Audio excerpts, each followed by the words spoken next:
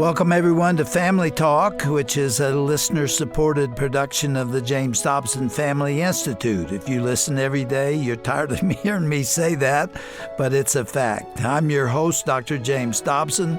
Thanks for tuning in. I want to begin our program today by reading a scripture from Isaiah chapter 43. These are the words of the Lord to the prophet. When you pass through the waters, I will be with you. When you pass through the rivers, they will not sweep over you. When you walk through the fire, you will not be burned. The flames will not set you ablaze. Many Christians read this and similar passages and believe that our faith somehow makes us immune to pain and trials. That's simply not true. Hardships and difficulty will inevitably come into our lives and families. If not along the way, then certainly in the events that close out our lives. However, God does promise to be with us through it all, and that concept is what we're focusing on with today's broadcast. In just a moment, we're going to listen to an interview recorded by my colleague, Dr. Tim Clinton. His guest today is author Kasey Van Norman. Her story is so powerful because she came to a point where her faith was drastically tested and she had to decide whether or not to continue trusting in God. I don't want to take anything away from her testimony, so let's begin. Here is Dr. Tim Clinton to further introduce his guest on this edition of Family Talk. Our special guest today, Kasey Van Norman. She's the founder and president of Kasey Van Norman Ministries in College Station, Texas. She's the author of the book and Bible study called Named by God. Kasey's a full-time counselor at Still Creek Ranch. It's a nonprofit home and a Christian school in Bryan, Texas. It's a place where kids who need a safe and loving environment can go. She's also an advocate and a counselor for Restore Her Ministry. It's a branch of Still Creek that rescues and extends Christ's love to victims of sex trafficking. Kasey lives with her husband, Justin, and their 2 kids in College Station, Texas. Our topic today, raw faith. What happens again when God picks a fight? Man, it is an honor to be here. There's something about you. You've got some extra juice in you. You've got some extra fire inside. But Kasey, what was it like growing up? I mean, did you always have that kind of energy and just dynamo to you? You know, God always wired me pretty type A. I had a lot of passion, you know. Passion can go really, really good or really, really bad depending on who's guiding it. And so for the majority of my life, I was guiding that passion and that fire on my own terms. And it took me in a lot of bad places. And I grew up in a very dysfunctional home, had a lot of emotional abuse, physical abuse, had an alcoholic father, and saw a lot of things that didn't know how to process as a child. And so I took those really deep woundings into my teenage years. I was a very rebellious teenager. And, you know, all the while during the day, going to church, playing the Christian part, really had everybody fooled, including myself, that I was a good Christian girl. And when the lights went out, living a complete, you know, double life, just as a hypocrite and a phony and a fake, and you know, so busy doing the things of God that I missed God. And I was a cutter. I was very sexually promiscuous. I, you know, pretty much dabbled into anything, trying to find that high and that healing and all the things external. You know, took it into my marriage, 5 years into my marriage, to just a wonderful man who saved himself for marriage, who loved me dearly, had an affair, committed adultery, and betrayed him. And for 3 years inside my marriage was in and out of this affair. God wrecked me for that, brought me to a place where I could no longer even hold the lie and the sin, attempted to take my life because that really seemed like something that was going to benefit everyone. So I attempted to take my life after I had a really rough time with the church. We were involved in church, and instead of coming alongside us, the church pushed us out and, you know, really had the scarlet letter on my head, and just one of the most horrific seasons of my life. And all this before the age of 30. And the Lord being gracious and faithful despite my unfaithfulness, he pulled me up out of that a suicide attempt that would have succeeded on human terms, but he intervened in a divine way, and he brought me up out of that place so that I would never be able to boast in that I could never look to any other man or any other thing to bring me up out of that place. But it was only his mercy, love, and grace alone, and he redeemed my marriage. He restored my marriage. My husband showed the forgiveness of Jesus Christ right there in front of me for the very first time in my life. I began to grasp and understand forgiveness that Jesus had for me despite what I did. It was a beautiful thing. And so we were trekking along, and God was being so good to us, and our children are healthy and well, and we're doing all these things in the church, wonderful things. And I get the phone call at the age of 31 that I had cancer, that I had incurable cancer. So here we are with this title, What Happens When God Picks a Fight? Kasey, I want to make sure everyone understands this. The redemptive power of God is alive in your life. You're kind of like on an explosive vertical climb before this phone call. I mean, seriously, in Christianity, you're going. The message is unbelievable. Women are just gravitating to you. And then, what was it, October 25th, I think, 2011, the phone call comes. Right. Your gynecologist does an ultrasound. Take us into what he told you. Yeah, so all I knew, before getting the phone call that I had cancer, is that I was supposed to tell my story. That's about all God would give me, is just tell your story, tell your story. And so I just started doing that, and inviting people into this place with me, and it's breathtaking. It will blow your mind, the stories that I hear when I allow people into that place with me. So I'm 31 years old, and I have this horrific pain in my side. It's just debilitating. Long story short, find out that I had an ovary just completely rupture. So they rushed me in, do an emergency hysterectomy. They find while they're in there a golf ball size mass in my abdomen. So my surgeon at the time, praise the Lord, just a godly woman. That's a whole divine story in itself. I don't have time to tell, but he was just speaking into her ear, telling her to scrape it out, to spend hours. She was being mocked and laughed at in the operating room by the other surgeons, saying, you're a fool, just leave it there, it's nothing. Come to find out, it's lymphoma. It's non-Hodgkin's lymphoma, stage 3, incurable, the incurable kind. Mm-hmm. So immediately I go, as anybody who's had cancer or struggling with that or has been through chemotherapy, you just feel like cattle being prodded through a pen. Suddenly you're doing chemo and you don't have any hair, and you feel like a semi-truck has hit you, and you can't get up out of bed, and you're not the person that you were just a few months ago. And, that was what knocked me out from under myself so quickly, is just really the chemo, because I was pretty asymptomatic before. I didn't have any symptoms of cancer. And so then suddenly to be so sick and really dying, from the toxins that are in my body now. Kasey, hope was fading on you too. Yeah. Talk to people who are wrestling, Kasey, just for a moment. The wind isn't just knocked out of them. They've been sucker punched so hard, and they feel so alone and so lost, and the emotion is just everywhere. It's bouncing all over the place, and they don't know what to do or say. What was it like for you in that moment?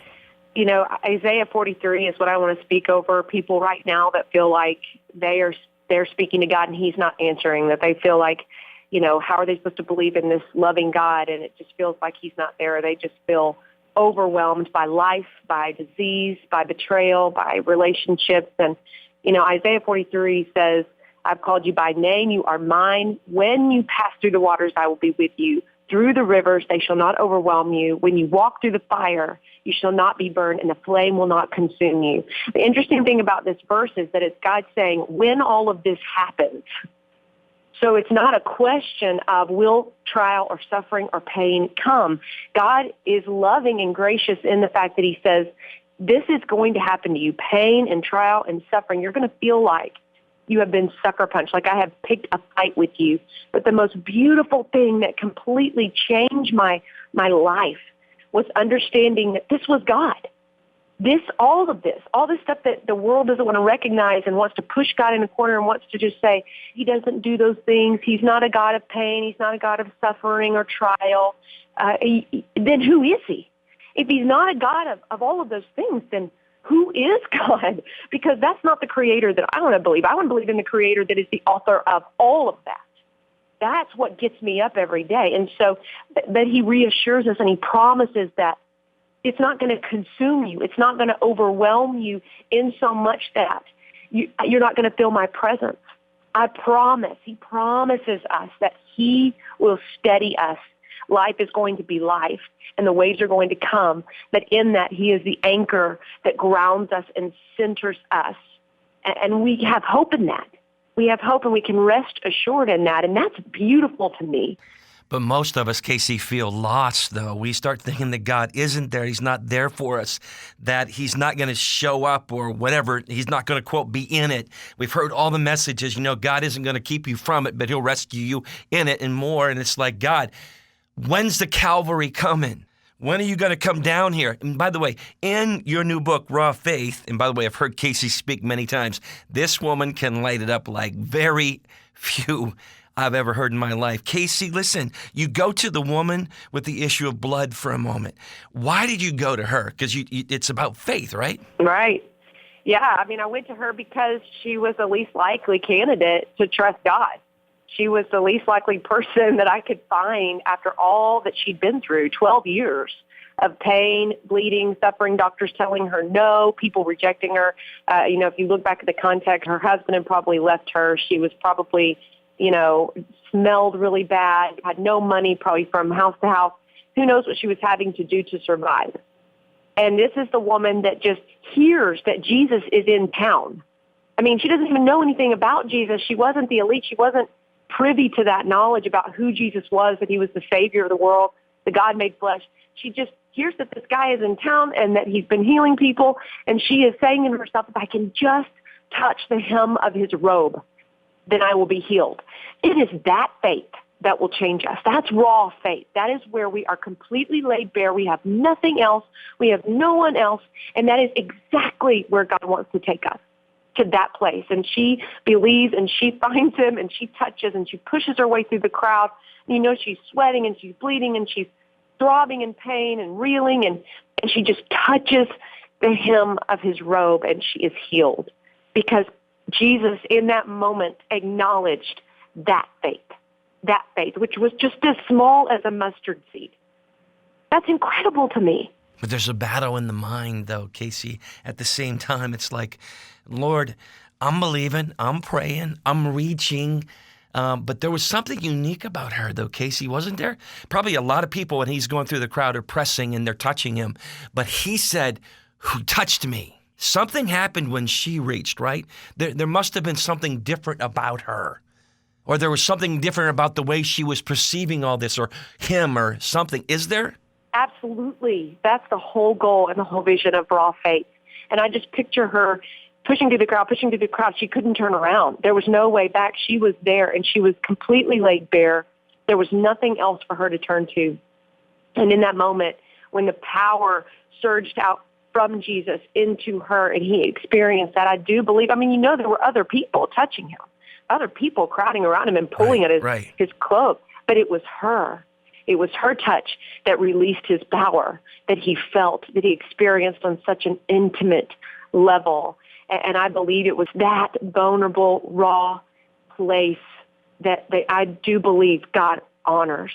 Kasey, you don't have a problem with doubt. Oh. I was reading in your book, and you wrestle with God a lot. Just because you wrestle with God doesn't mean that you don't have, I guess, that kind of faith you were just talking about, right? That's where I just really want to encourage and speak life into people, is that God is not surprised by our doubt. It's just like Peter standing there in the waves with him.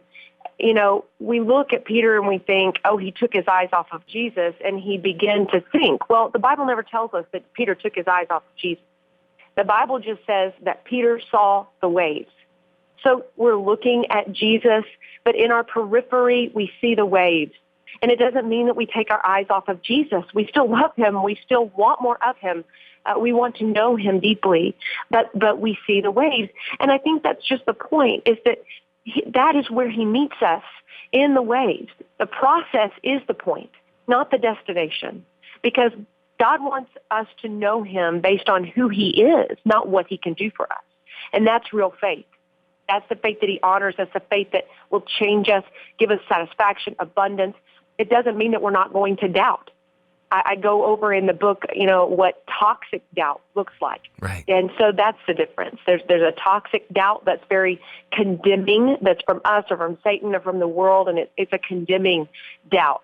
Then there's a doubt that's a simple wrestling with God on things that we just are not sure about, but it doesn't mean that we're not looking straight on into his eyes, and he is with us in that place, showing us more of who he is.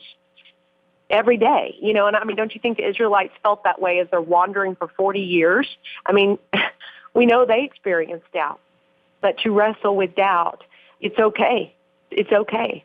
It's the real raw stuff. Yeah. Yeah. It's the kind of journey where you realize God's bigger, Kasey, than your emotions and your frustration. You're just a human being trying to make sense of a world that's not the way it's supposed to be. But if you'll step back for a moment, you can also begin to see where God serendipitously drops into your life. Those moments that remind you that he's there. I'm thinking about November 29th, 2011. There was a young man named Micah Joel in the ER room. Tell us about what happened. I was rushed into the emergency room. They thought I had a blood clot. They really thought I was dying from the chemo, had an allergic reaction. And so I was rushed in the emergency room. I was felt like I was on my deathbed, just felt horrible, having such a bad day. And lo and behold, a guy walks in, a young nurse in training walks in named Micah Joel. And, God just used him just as a sweet reminder as he walks in and he begins to tell me his story. And his story was horrific. And he'd been diagnosed with a brain tumor. He'd had surgery and had this tumor removed. And they were telling him now he still only had months to live. But this guy was just, so on a high of joy. It just flooded out of him into the room, and it spilled over onto me. And in that moment, that God would be loving enough and gracious enough to send me Micah Joel. And then just a few months later, sitting in my bed, just really believing that, I was dying and wanted to take myself out, and I couldn't do this anymore. My daughter, at that time 6-year-old daughter, walks in at 11 o'clock p.m. out of the blue and says, "Mommy, I love Jesus." And I get emotional every time. I love Jesus, and I want him to be the Lord of my life, and I want to serve him the rest of my life. And I'm a sinner, and I know that I'm not good, but I know that in Jesus, he makes me good. And I know that in him are good things, and everything for the rest of my life is for him. It's unbelievable in the middle of the night. And so it's just these reminders that God is who he says he is. It is not always our circumstance. It is not what we can see, what we are going through. God is faithful despite what we see and when we are faithless. Kasey, what I love about you, too, is you'll normalize reality, denial, depression, discouragement. It's easy to go in those directions and get lost in them. I love this story. February 3rd, 2012, why it caught my attention was February 3rd is my birthday. And on that day, you're in a hellacious place. And the closet in your room, God shows you something again, tucked away. He had a gift for you for that moment. It was your mom's journals. Tell us about it. I lost my mom to cancer 2 years before I was diagnosed with cancer. She was 50 years old, a beautiful woman who loved the Lord. And a few years before she passed, she would write in her journal, all of her struggles and all of her things. And so on that day specifically, that February 3rd day, I just remember it so vividly. I was, again, just wrestling and wanted so I remember just being in my closet, sitting there, I remember trying to just do laundry. I just wanted to get the laundry done so that I could say that I was still a mother and a wife, and I could do a load of laundry. And even that task that, had been so simple to me was so hard. And so I'm sitting in the closet crying, sobbing as I fold, each little piece of underwear from my son and the T-shirts, and I'm sitting there, and I remember just slamming my fist on the floor and screaming, I want my mom. I just want to talk to my mom. I want to call her on the phone and say, how did you do this, Mom? How did you get through this? And I was just so mad. I was just so angry with God that she was gone, that I couldn't talk to her, and now that I was going through this similar path. And I look over to the left a little bit, and there at the bottom of my closet, under all of my clothes, sitting right next to me, were all of her journals, and right there, pulled open, and I talk about it in the book, and I give the specific journal entry she wrote that day, but it was just specific to what I would have asked her. It was a specific response that she would have given me in that moment, just what her struggles were, and the hope and the power that God was speaking into her life despite her circumstance. And I just learned that it is through the pain, through the fire, through the trials, the depression, the doubt, it is through those places where he shows himself to us in those ways. Kasey, we're battling time, and I want to bring this back to our listeners. I just have a feeling there are some buddies out there right now, and they're lost, and they're crying out. And by the way, some of them are trying to get everything right in their life because they believe if they do everything right, that somehow God will show up. And the Lord loves righteousness. But Kasey, you bring this thing to closure by being what you call as anti-religious, and you focus on hope, and you talk about God. I mean, bring it home for us right in the midst of it all the pain, all the suffering, all the stuff that's going on. Speak to our hearts. My grace is sufficient for you, for my power is made perfect in weakness, 2 Corinthians 12. And please, those of you who are going through these places, and maybe you're just listening right now and you're just bawling because you don't understand why he would betray you or why she would disappoint you or the hurt or the pain or the abuse or the abandonment or the neglect. I just want you to understand that in weakness, God's power is made perfect. His grace is sufficient. Cry out to him, and he will show up. And just know that he works out of redeemed desires. He will give you the desires of his heart, and they will guide you, and they will center you, and you will claim that, and you will believe that. I see it every single day where I work and live with these kids, the trauma, the abuse of the children that we bring in, what they have gone through. They are the people that will change the world, because that's the people in the Bible, the people who have gone through tremendous pain and agony and disappointment. He will change the world through those people, the broken, bleeding, raw people of the world. Our special guest today has been Kasey Van Norman. Last night I opened my dad's Bible, which, by the way, was in my closet. As I opened up the front page of it, I thought of a man who journeyed alone as a pastor in the hills of Pennsylvania. He didn't have a lot of people around him to remind him of who God was in his life. Journeyed through a lot of deep, dark days up there in the hills. Saw some mountaintops too. But what I saw in the front of his Bible was simply these words.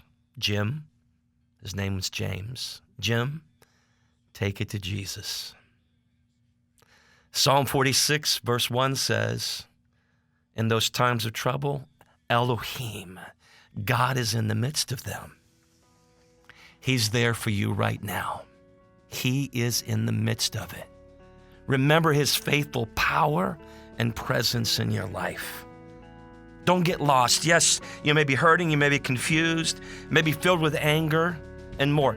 God gets all that. And he's still right there, maybe holding you right now. Take it to him. He'll be faithful.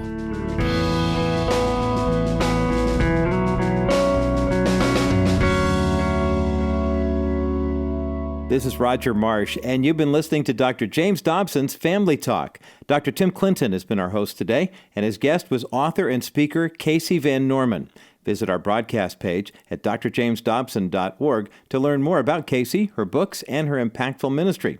There you'll also find the Order a CD button to request a physical copy of this broadcast. Find all of this and more by going to drjamesdobson.org and then tap on the broadcast icon at the top of the page. Well, that's all the time we have for today. Thanks so much for listening and for your faithful support of this ministry. Be sure to tune in again next time for another edition of Dr. James Dobson's Family Talk. Have a blessed day, everyone.